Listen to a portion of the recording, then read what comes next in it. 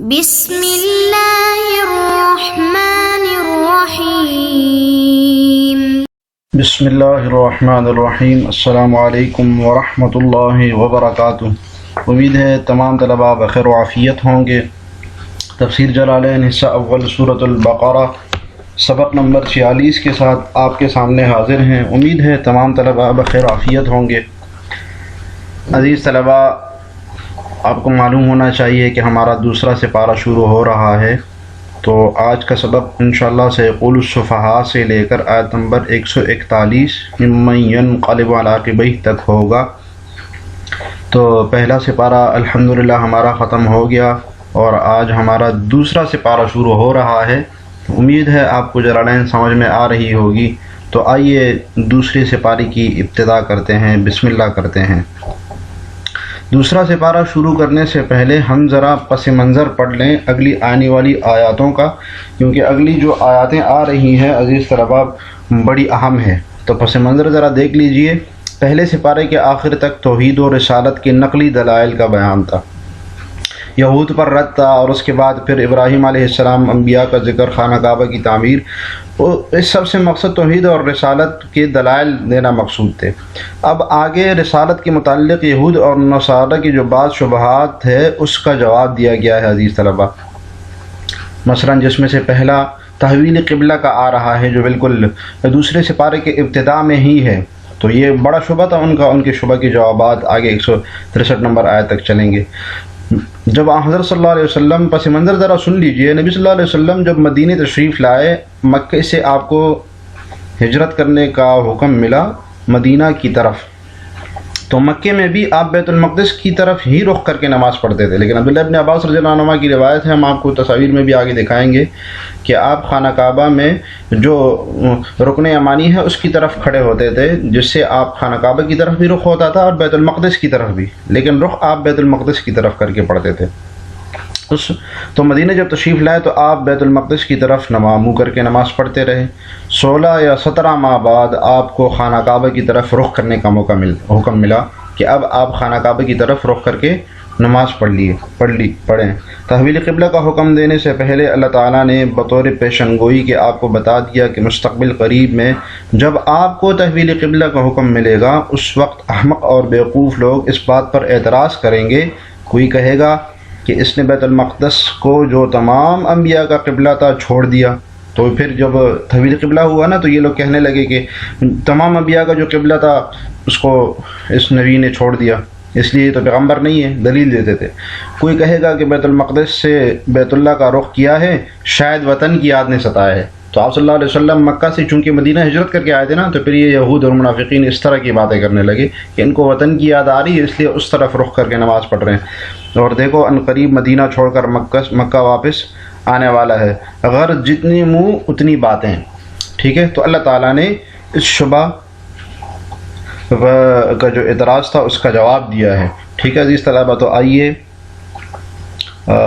ترجمہ دیکھتے ہیں۔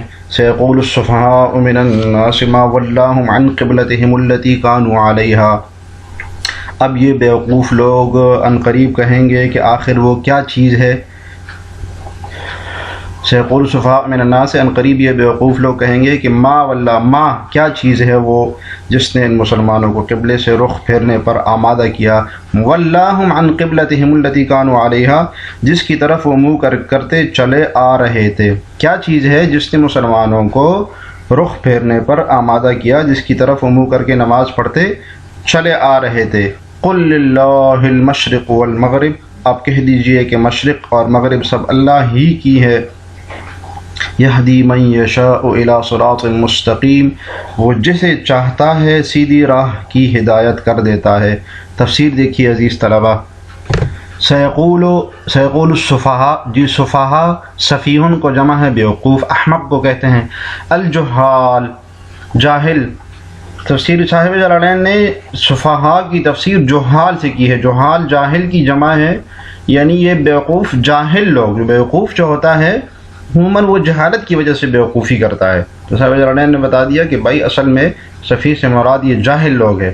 من الناس، ناس سے کون مراد ہے؟ ای الیہود والمشرکین، یعنی یہود اور مشرکین۔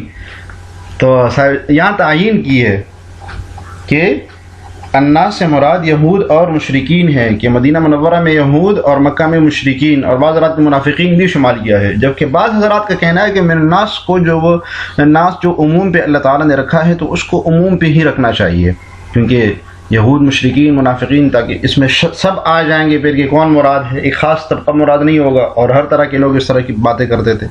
ما ولاہم ای شیء صرف النبی صلی اللہ علیہ وسلم والمؤمنین، یہ ای شیء سے اشارہ کیا اس طرف کہ یہ جو ما ہے یہ ما استفہامیہ ہے، مبتدا ہے، اور آگے جو ولاہم جملہ آ رہا ہے وہ اس کی خبر بن رہی ہے، سمجھ آ رہی ہے؟ اور حاصل معنی بھی بتا دیا کہ ایو شیء شرف النبی صلی اللہ علیہ وسلم والمؤمنین، کہ کس نے نبی کو اور مومنین کو جو ہے نا وہ کیا چیز ہے جس نے پھیر دیا نبی کو اور مومنوں کو عن قبلتہم التی کانوا علیہا، اس قبلے سے جس کی اوپر وہ تھے، علی استقبالہا فی الصلاۃ، جی ہاں ضمیر کا مرجع یعنی اس کی طرف رخ، نماز میں رخ کر کے جو نماز پڑھتے تھے وہ کیا چیز ہے جس سے پھیر لیا گیا، وہی بیت المقدس مصداق القبلہ، قبلہ کا مصداق کیا ہے، قبلتہم التی میں اس پہلے قبلے کا مصداق کیا ہے، بیت المقدس۔ والاتیان بالسین الدالۃ علی الاستقبال من الاخبار الغیبی، اور بتا رہے ہیں کہ جو سیقول میں سین آیا ہوا ہے، یہ سین کا آنا اس بات کے اوپر دلالت کرتا ہے کہ الاستقبال من الاخبار الغیبی، کہ یہ مستقبل میں غیب کی خبریں دینے پر دلالت کرتا ہے۔ اصل میں سیقول السفہاء کے بارے میں دو قول ہیں مفسرین کے، ایک قول یہ ہے کہ یہ تحویل قبلہ کے بعد نازل ہوئی، اور سیقولو سے مراد ماضی کا وقت ہے کہ انہوں نے اس طرح کہا بیوقوف لوگوں نے کہ کس چیز نے نبی کو اور مومنوں کو مجبور کیا، آمادہ کیا کہ وہ خانہ کعبہ کی طرف رخ کریں۔ تو ایک قول یہ ہے، دوسرا قول یہ ہے کہ یہ تحویل قبلہ سے پہلے یہ آیت نازل ہوئی، سیقول السفہاء من الناس، تحویل قبلہ سے پہلے۔ تو صاحب جلالین اس دوسرے قول کے اوپر جو کہ جمہور مفسرین کا قول ہے اور جو راجح بھی ہے اس کے اوپر دلیل لے کے آ رہے ہیں، تو تائید قول ثانی جو کہ جمہور کا بھی قول ہے اور جو راجح بھی ہے کہ والاتیان بالسین، یہ سیقول میں جو سین یعنی مستقبل کا آیا ہوا ہے یہ غیب کی خبریں دینے پر مستقبل میں دلالت کر رہا ہے، یعنی کہ نبی صلی اللہ علیہ وسلم کو پہلے سے اللہ تعالیٰ نے بتا دیا کہ ہم آپ کو قبلہ تبدیل کرنے کا، تحویل کرنے کا حکم دیں گے، اس کے بعد یہ جو جاہل لوگ ہیں یہ اعتراض کریں گے آپ پر، تو آپ نے پریشان نہیں ہونا۔ قل للہ المشرق والمغرب، یہاں سے پہلا اجمالی جواب دیا جا رہا ہے،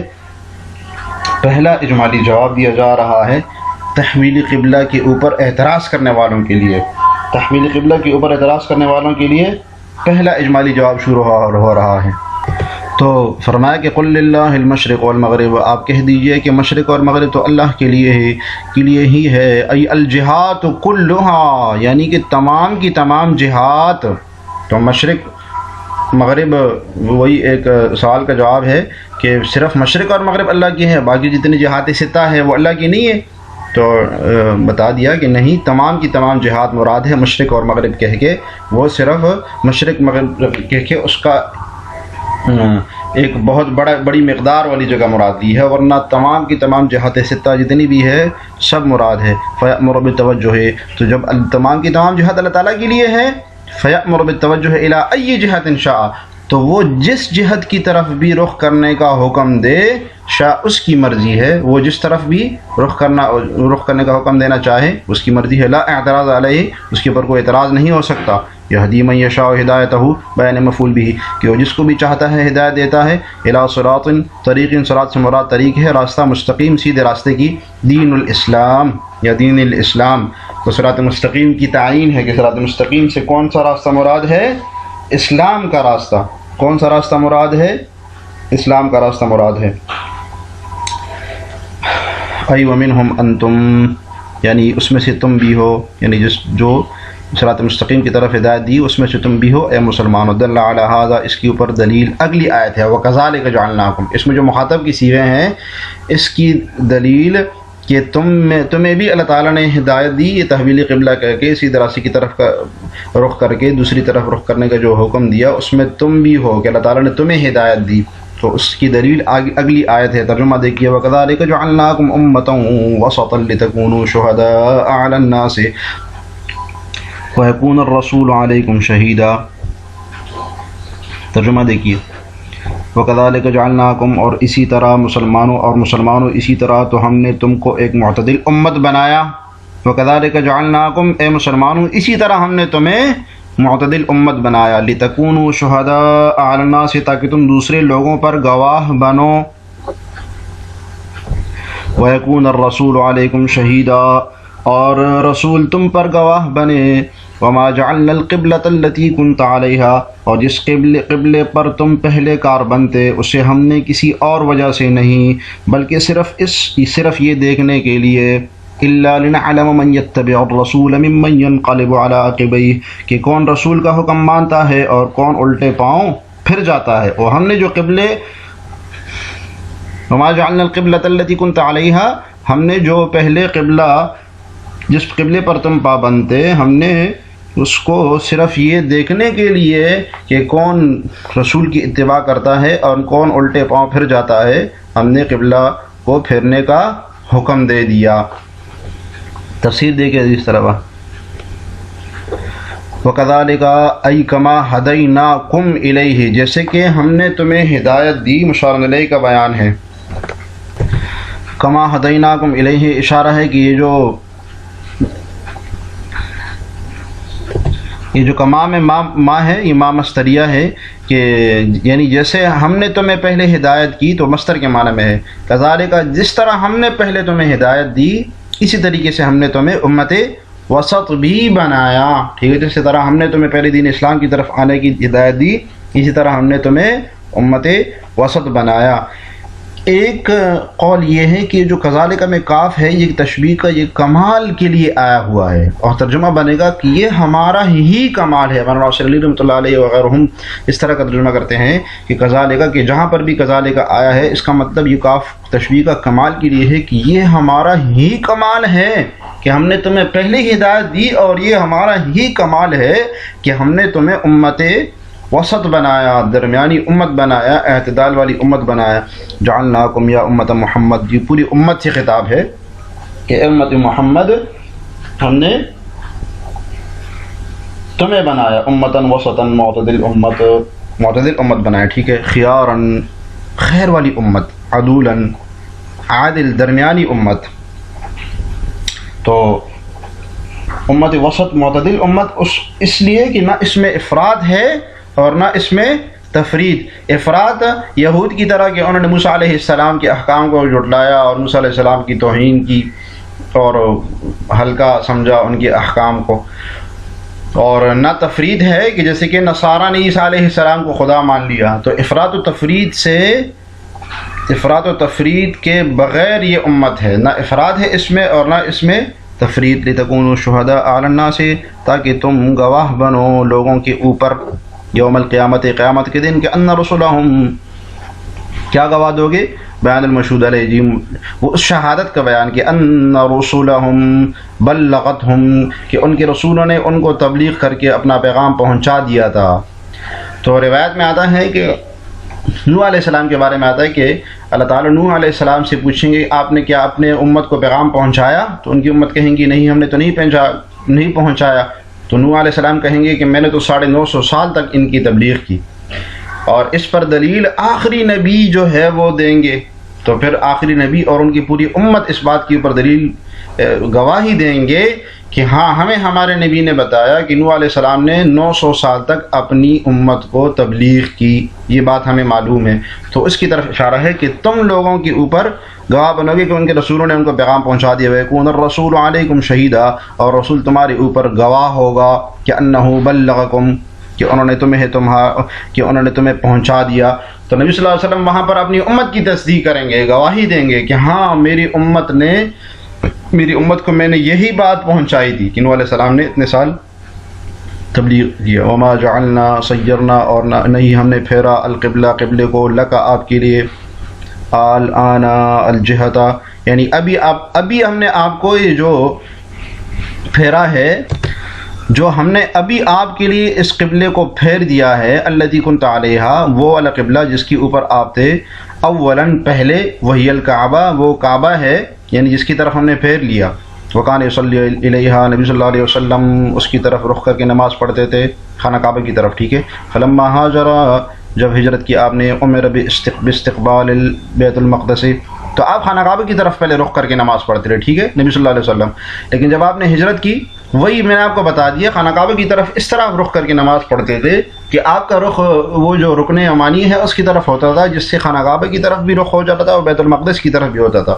اس بات کو عزیز طلبہ یاد رکھیے کہ قبلہ اول بیت المقدس ہی تھا مکے میں بھی۔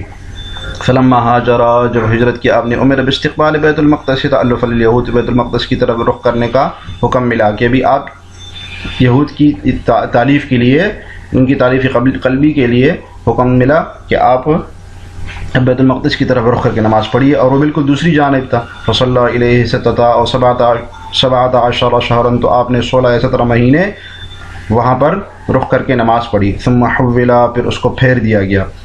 یہاں سے جو ہے نا خانہ کعبہ تحویل قبلہ کا حاکمانہ جواب دیا جا رہا ہے کہ جو ہم نے آپ کو قبلہ پھیرنے کا حکم دیا ہے، یہ صرف اس لیے ہے کہ ہم دیکھ رہے ہیں کہ کون رسول کے حکم کی اتباع کرتا ہے اور کون نہیں کرتا ہے، ان یہود المنافقین اور مشرکین میں سے کون اس کو مانتا ہے اور کون نہیں مانتا، کون اعتراض کرتا ہے۔ ثم حولا، پھر اس کو پھیر دیا گیا۔ الا لنعلم علم ظہور، مگر یہ کہ ہم صرف جان لیں، علم ظہور، یہ ایک اعتراض کا جواب ہوتا ہے، یعنی ظاہر کر دے اپنے علم کو۔ تو لنعلم کا مطلب کیا، مطلب کہ اللہ تعالیٰ جانتے نہیں ہے کہ یہ بتا رہے ہیں کہ ہم بعد میں جان لیں گے، نہیں، مطلب یہ کہ اللہ تعالیٰ کے علم کا ظہور ہو جائے کہ من یتبع الرسول، کہ کون رسول کی اتباع کرتا ہے، اتباع کر کے فیصدقہ، اس کا نتیجہ بتا رہے ہیں کہ اس کی پھر تصدیق کرتا ہے۔ فیصدقہ ممن ینقلب علی عقبیہ، ممن ینقلب علی عقبیہ، اور کون پھر جاتا ہے، کون رسول کی اتباع کرتا ہے اور کون پھر جاتا ہے اپنے، اور کون پیچھے ہٹتا ہے۔ یرجع الی الکفر، حاصل معنی یعنی کفر کی طرف لوٹ جاتا ہے، شکن فی الدین، دین میں شک کرتے ہوئے کہ یہ کیسا دین ہے کہ اس میں قبلہ پھیرا جا رہا ہے، تحویل ہو رہی، وظنن، اور یہ گمان کرتے ہوئے کہ ان نبی صلی اللہ علیہ وسلم فی حیرۃ من امرہ، کہ اب اپنے اس حکم میں حیران ہے، پریشان ہیں، حیران ہے۔ وقد ارتد لذلک جماعت، اور اسی وجہ سے ارتداد کیا ایک بہت بڑی جماعت نے، تو تحویل قبلہ کی وجہ سے شک میں پڑ گئے لوگ۔ بس عزیز طلبہ، آج کا سبق اتنا ہی۔ آج کے سبق سے متعلق سوال یہ ہے کہ مدینہ میں نبی صلی اللہ علیہ وسلم نے بیت المقدس کی جانب رخ کر کے جو نماز پڑھ لی، وہ کتنے مہینے آپ نے بیت المقدس کی جانب رخ کر کے نماز پڑھی تھی۔ اللہ تعالیٰ ہمیں جلالین پڑھنے اور سمجھنے کی توفیق عطا فرمائے۔ السلام علیکم ورحمۃ اللہ وبرکاتہ۔